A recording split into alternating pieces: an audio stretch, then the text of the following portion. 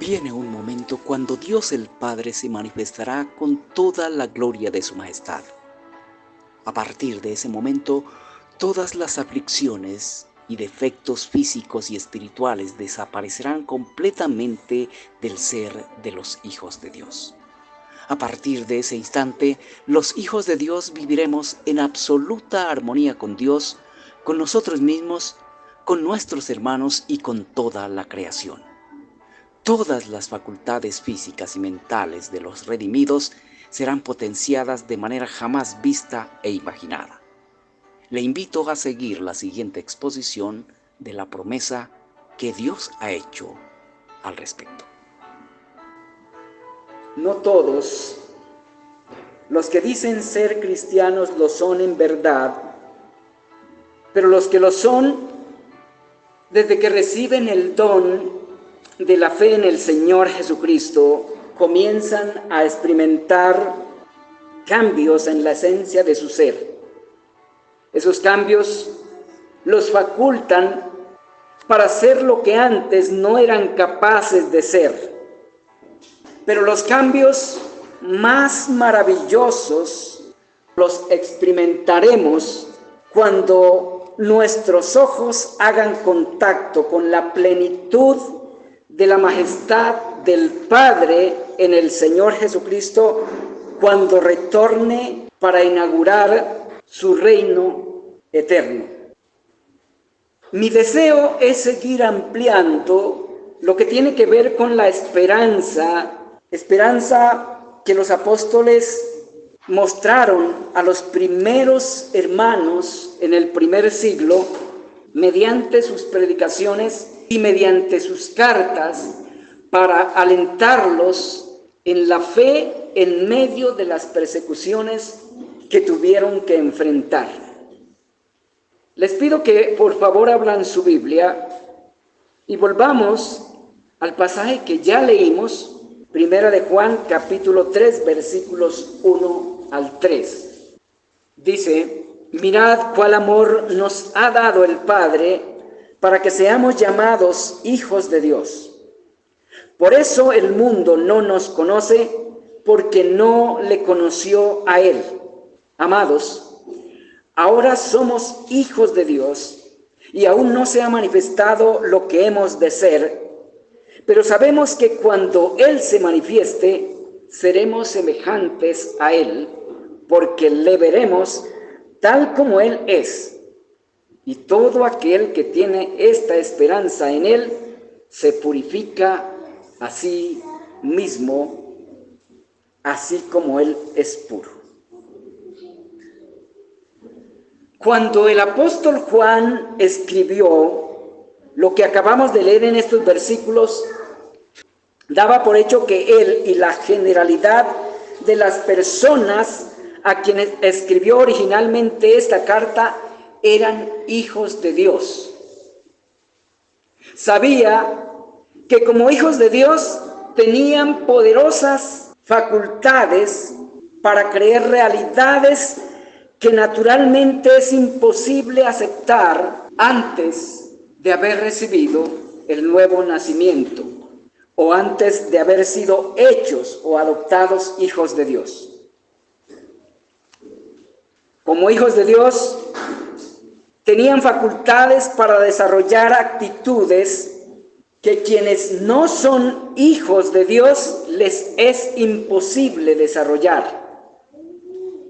Hay una diferencia esencial, grande, entre un hijo de Dios y quien no es hijo de Dios.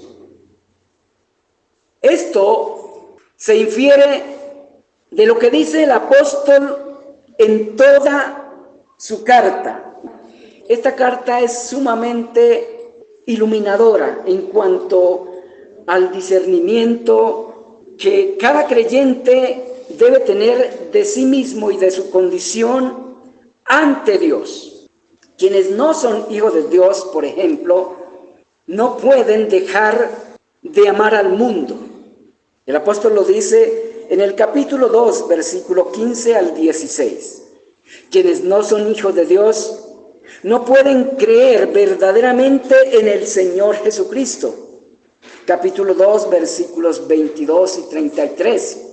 Quienes no son hijos de Dios no pueden vivir conforme a las demandas del Evangelio, capítulo 2, versículos 4 y 5.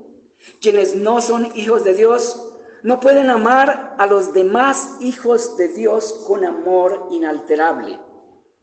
Capítulo 2, versículos 9 al 11.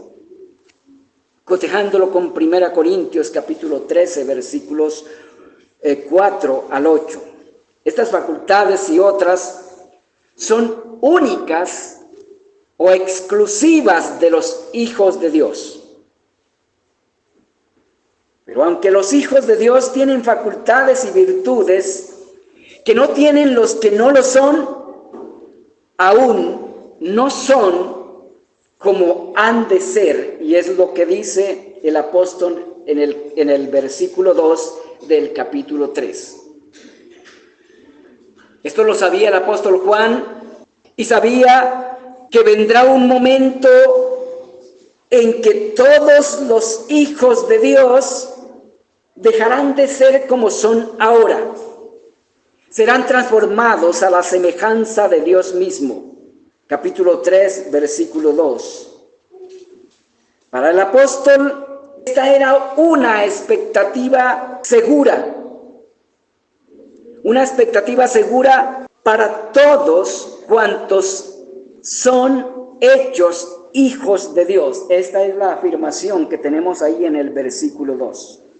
Lo escribió para que todos los creyentes lo tuviéramos presente y por causa de esa esperanza nos purificáramos de las concepciones y prácticas que no corresponden a la verdad que es conforme al Evangelio del Señor.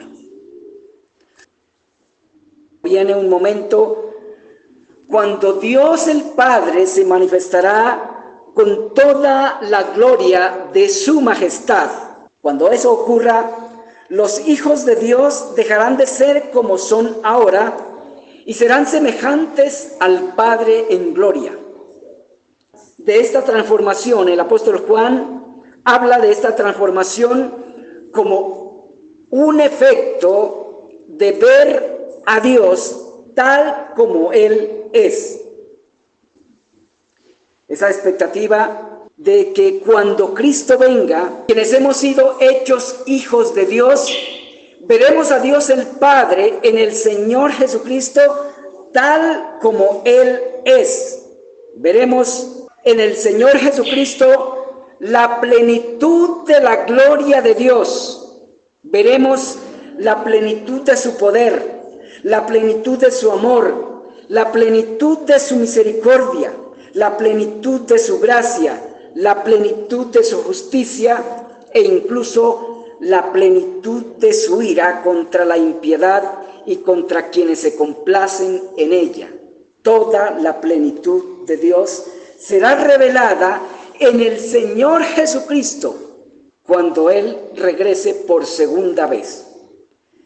Esa visión de la gloria de Dios en Cristo, y en ese momento tendrá un efecto transformador, un efecto glorificante en cada uno de los hijos de Dios. Esta es una noticia sumamente alentadora para los creyentes y aún para los que no son creyentes debe ser alentadora. Los debe alentar a buscar, conocer al Señor Jesucristo para tener esta esperanza, a creer en Él y a vivir conforme a su Evangelio. El apóstol Pablo habla de este mismo evento del cual les estoy hablando y del cual escribió el apóstol Juan en el pasaje que leímos, y de los resultados en los creyentes de ese evento, y habló con más detalle de eso en la carta a los Corintios. Y les pido por favor que vayan a la primera carta a los Corintios, capítulo 15, versículos 51 al 54. Dice allí: he aquí les digo un misterio. no todos dormiremos, pero todos seremos transformados en un abrir y cerrar de ojos a la final trompeta, porque se tocará la trompeta y los muertos resucitarán incorruptibles y nosotros seremos transformados, dice el apóstol, porque es necesario que esto corruptible se vista de incorrupción y esto mortal se vista de inmortalidad. Y cuando esto corruptible se haya vestido de incorrupción y esto mortal se haya vestido de inmortalidad, entonces se cumplirá la palabra que dice: sorbida es la muerte en victoria. Debo decir que lo que escribió el apóstol Pablo en estos versículos está dirigido y relacionado únicamente con los creyentes, no con todas las personas, aunque todas las personas que tienen algún vínculo con el cristianismo, sea por cualquier rama católica o cristiana, esperan que después de la muerte van a ir a la gloria, pero esto no es verdad. La Escritura no garantiza eso, sino únicamente a los que son verdaderos creyentes en el Señor Jesucristo.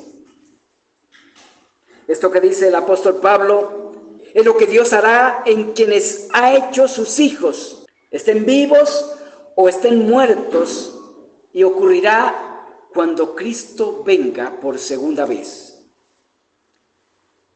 Cuando tenga lugar ese maravilloso acontecimiento, algunos creyentes estaremos vivos, otros estaremos muertos, pero sin importar si estamos vivos o muertos, cuando Cristo venga en la gloria del Padre, todos los creyentes seremos transformados. Los creyentes que para ese entonces estemos muertos, resucitaremos incorruptibles, como lo dice el apóstol en la porción que leímos. Y si estamos vivos, seremos transformados de corruptibles a incorruptibles y de mortales a inmortales. Ni la corrupción espiritual ni la muerte volverá a afectarnos jamás. Todo esto será hecho real por el poder de la gloriosa presencia de Dios. Por el poder de la gloriosa presencia de Dios, seremos hechos moral, emocional, psicológica y físicamente perfectos. A partir de ese momento, los creyentes viviremos en absoluta armonía con Dios, con nosotros mismos, con nuestros hermanos y con toda la creación. Quiero decir que a partir de ese momento también desaparecerán los vínculos filiales que haya entre creyentes y no creyentes. Únicamente permanecerán estos vínculos de paternidad y de filialidad espiritual por la operación de la gracia de Dios. Todas las facultades físicas y mentales de los hijos de Dios, de los redimidos, serán potenciadas de manera jamás vista e imaginada, así como lo leemos en Isaías capítulo 60, versículo 22. Isaías dice que el más pequeño de los hijos de Dios será 1000 veces mejor de lo que es ahora. Estas son cosas que jamás pueden ser descubiertas por la observación científica ni imaginadas por el filosofar humano más agudo. A esto se refiere el apóstol Pablo en 1 Corintios capítulo 2, versículo 9. Sé que lo que el apóstol Pablo escribió en esta última referencia habla de bendiciones que los creyentes ya estamos disfrutando por la obra de Cristo, pero también incluye las bendiciones escatológicas que forman parte de la esperanza de los hijos de Dios. La transformación a la que se refiere el apóstol Pablo y el apóstol Juan en estos versículos que hemos leído ocurrirá cuando Dios se manifieste pública, visible y universalmente con el poder de su gloria en su Hijo Jesucristo. Y así lo dice el apóstol en otra parte de la Escritura. Porque el Señor mismo, con voz de mando, con voz de arcángel y con trompeta de Dios, descenderá del cielo, y los muertos en Cristo resucitarán primero. Inmediatamente los creyentes que estén vivos en ese momento serán transformados y arrebatados juntamente con los resucitados para recibir al Señor en el aire. Eso lo leemos en la primera carta a los Tesalonicenses, capítulo 4, versículos 16 al 17. Aunque la resurrección de los creyentes que estén muertos precederá a la transformación de los que estén vivos, la sucesión entre estos dos eventos, la resurrección de los que estén muertos y la transformación de los que estén vivos, como la que hay entre el abrir y cerrar de ojos, de un parpadeo. Esta será la diferencia de tiempo entre los creyentes que resucitan y entre los creyentes que estén vivos. En verdad, será casi simultáneamente. Volvamos a leer esta parte. Dice: he aquí os digo un misterio. No todos dormiremos, pero todos seremos transformados en un momento, en un abrir y cerrar de ojos, a la final trompeta, porque se tocará la trompeta y los muertos en Cristo serán resucitados incorruptibles y nosotros seremos transformados. Nosotros se refiere a los creyentes que estén vivos en el momento en que Cristo aparezca, o más bien en el momento en que el Padre aparezca en su Hijo Jesucristo en la plenitud de su gloria. El Señor Jesucristo, siglos antes, esto también se lo había dicho a Daniel. En el capítulo 12 lo encontramos registrado, versículos 1 al 3. De esta forma lo escribió Daniel. En aquel tiempo será libertado tu pueblo, todos los que se hallen escritos en el libro, y muchos de los que duermen en el polvo de la tierra serán despertados, unos para vida eterna y otros para vergüenza y confusión perpetua. Los entendidos resplandecerán como el resplandor del firmamento, y los que enseñan la justicia a la multitud como las estrellas a perpetua eternidad. El evento del que el Señor Jesucristo le habló a Daniel es el mismo evento del cual el apóstol Pablo escribió en la primera carta a los hermanos de Tesalónica, en el capítulo 4, versículos 16 y 17. Es también el mismo evento del que escribió el mismo apóstol Pablo a los Corintios, del cual leemos en su primera carta, capítulo 15, versículos 51 al 58, que ya leímos. Y es el mismo evento al que se refiere el apóstol Juan en el capítulo 3, versículo 2. Y ocurrirá cuando el Padre venga con toda su gloria en el Señor Jesucristo. A partir de ese instante será una realidad lo que leímos en Isaías capítulo 60, versículo 22. A partir de ese momento, las facultades y virtudes del más débil de los redimidos serán aumentadas a potencias sumamente asombrosas. El 1000 mencionado ahí en Isaías 60:22, en realidad es una expresión hiperbólica para indicar lo mucho que serán aumentadas las facultades de los más insignificantes de los redimidos.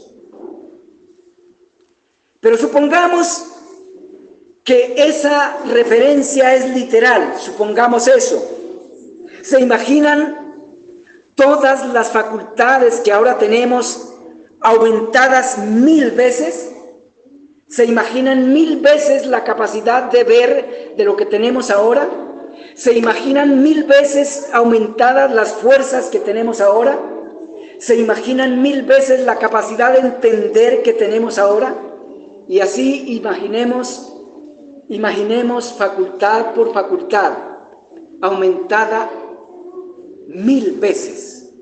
Pero como dije, el número 1000 es una expresión hiperbólica para demostrar la inmensa potencia a la que serán aumentadas las facultades del más débil de los redimidos. Es necesario que no perdamos de vista estas realidades gloriosas porque ellas nos ayudan a mantener nuestra fe y nuestra perseverancia en la lucha contra nuestros enemigos, el pecado, el diablo y el mundo. Entre tanto llega ese momento glorioso en que seremos glorificados espiritual y físicamente para nunca más volver a nuestro estado actual. Esta gloriosa realidad es parte de la esperanza que unía a quienes fueron llamados con la vocación de guardar la unidad del Espíritu en el vínculo de la paz allí en la iglesia local que estaba en Éfeso, donde conformaban el cuerpo del Señor Jesucristo en un mismo espíritu. Estas gloriosas realidades forman parte de la esperanza en la que debían gozarse los hermanos en Roma en medio de la tribulación causada por el odio de Nerón contra ellos. Es la esperanza a la que se refiere el apóstol Pablo en el capítulo 12 de la carta a los Romanos, versículo 12. Estas y muchas otras realidades gloriosas también son la esperanza de los hijos de Dios en cualquier parte donde se encuentren. Los hijos de Dios debemos gozarnos en cualquier circunstancia aquí y ahora al oír, al saber de estas realidades que nos esperan. Por más difícil y oscuras que sean las circunstancias ahora para los hijos de Dios, no serán así para siempre, porque es verdad que aquí hay momentos en que nos encontramos en circunstancias oscuras en las que no sabemos qué hacer en el momento y cómo salir de ellas, pero por el Espíritu de Dios que se nos ha dado a partir del nuevo nacimiento que realiza el Espíritu Santo y por la fe que se nos ha concedido también en el Señor Jesucristo, aún en esas circunstancias, estas realidades que les estoy exponiendo son un aliento para el más débil de los cristianos y nos anima a perseverar, a mantener la confianza, a esperar en el Señor Jesucristo cuando no sabemos qué hacer. Para eso están escritas estas verdades, para que nos alienten a perseverar teniendo en cuenta que el trabajo en el Señor no es en vano. A los hermanos en Tesalónica, el apóstol Pablo les habló de estas cosas para que se fortalecieran unos a otros. Primera Tesalonicenses capítulo 4, versículo 18.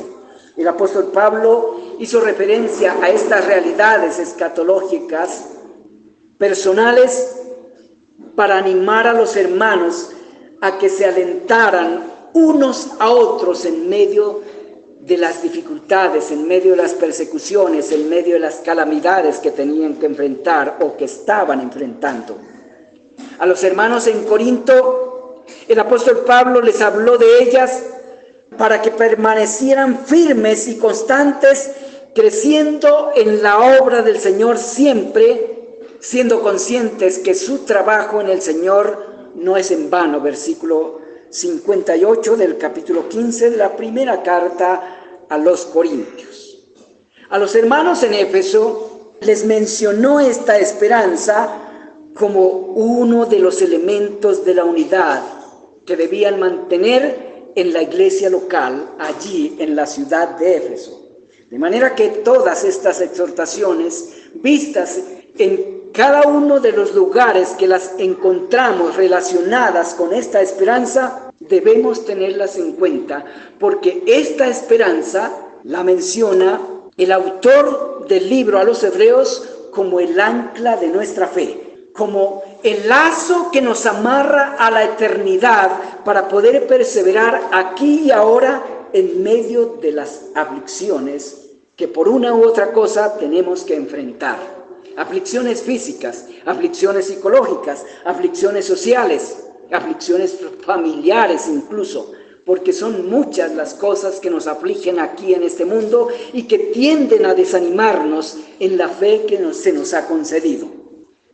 Las dificultades están diseñadas por Dios para purificar la fe de los creyentes, pero Satanás trata de utilizarlas para desanimarla, para perturbarla, para confundir a los creyentes a fin de que dejen de creer en la verdad gloriosa del Evangelio del Señor Jesucristo, para que pierdan de vista o para que perdamos de vista la gloria que nos espera dentro de unos años. Si bien aquí somos afligidos por una cosa y otra, viene un momento en que dejaremos atrás todo eso, en que ya no sufriremos absolutamente ni del dolor de una muela. Todas estas cosas son buenas noticias, también son evangelio, aquellas revelaciones de las verdades gloriosas que esperan a los hijos de Dios, que serán aplicadas al ser mismo de cada uno de los hijos de Dios. Esas realidades gloriosas deben alentarnos, fortalecernos unos a otros. Incluso debemos recordarnos las unos a otros cuando vemos a los hermanos afligidos, desanimados, descolgados. Digámosle a otro hermano: ánimo, fuerza, adelante, mire las cosas que están por delante. Recordemos lo que dijo el apóstol Pablo también en la carta a los Romanos, en el capítulo 8, versículo 18. Él, con aflicciones presentes que él sufría, porque tuvo aflicciones diversas, dificilísimas, pero él escribió diciendo: porque las aflicciones del tiempo presente no son comparables con la gloria venidera que en nosotros, es decir, los creyentes, los hijos de Dios, han de manifestarse. Todo esto es buena nueva, es evangelio. Son buenas noticias, amados hermanos, y tienen la intención de alentarnos ahora a perseverar en la fe que se nos ha dado en el Señor Jesucristo. Las buenas noticias de estas cosas son únicamente para quienes están en Cristo. Eso hay que dejarlo claro. No son buenas noticias para toda persona, sino únicamente para quienes están en Cristo. Todos cuantos arrepentidos de sus pecados, de pecar contra Dios, se refugian en el Señor Jesucristo y en los méritos de su sacrificio. Todos ellos serán resucitados en gloria, los que estén muertos. Los que estén vivos serán transformados y arrebatados para ser librados de la ira que inmediatamente el Señor Jesucristo derramará sobre los incrédulos e inconversos. Y quiero terminar con esto. Espero que cada uno de nosotros no quiera estar entre los incrédulos e inconversos, porque estas promesas no son para los incrédulos e inconversos, sino para los creyentes, para los que han sido hechos hijos de Dios. De manera que si alguno aún no es hijo de Dios, esto debe estimularle a buscar al Señor Jesucristo, a creer en Él, a clamar a Dios que perdone sus pecados, que lo haga hijo suyo, porque de lo contrario, la esperanza que pueda tener se convertirá en desesperanza.